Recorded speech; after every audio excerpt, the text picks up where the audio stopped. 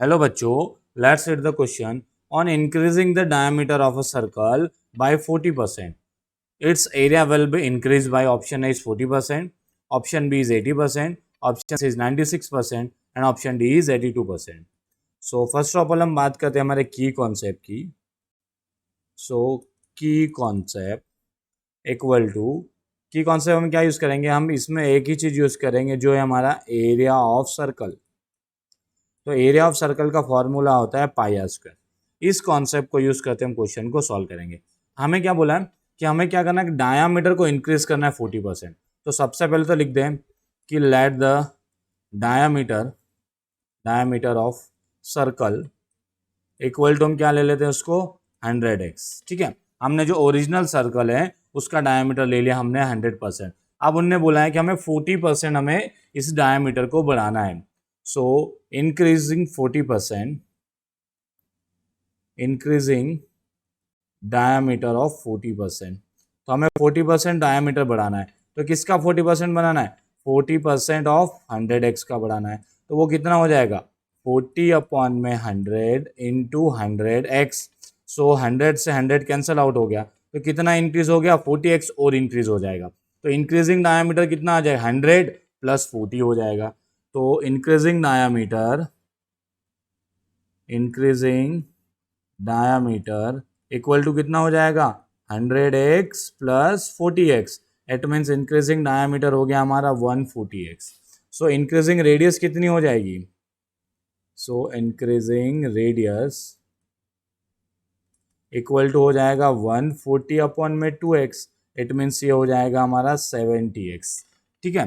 And similarly जब यहाँ से मैं रेडियस निकालूंगा तो यहाँ से रेडियस कितनी हो जाएगी?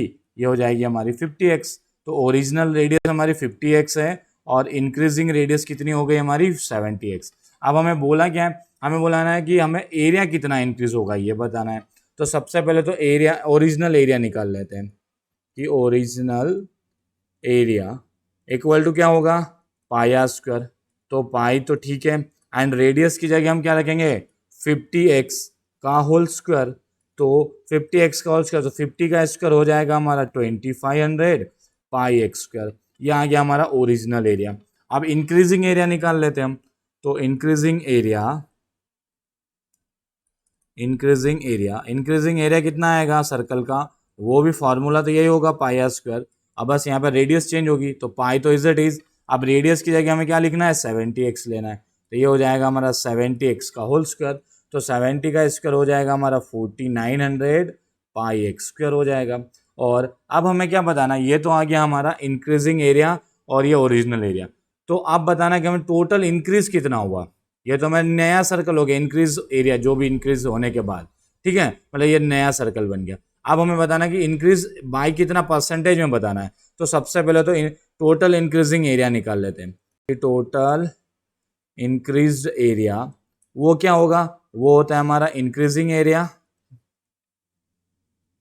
जो बड़ा वो area minus increasing area minus actual area minus original area.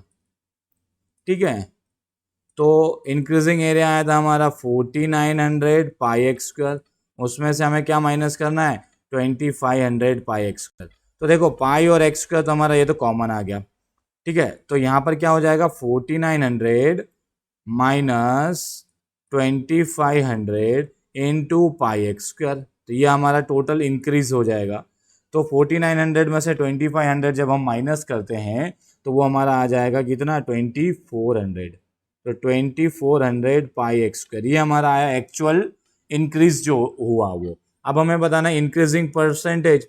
तो इंक्रीजिंग परसेंटेज का फॉर्मूला है, सो इंक्रीजिंग परसेंटेज का फॉर्मूला है कि टोटल इंक्रीज एरिया जो एक्चुअल में इंक्रीज हुआ है, टोटल इंक्रीज एरिया अपॉन में ओरिजिनल एरिया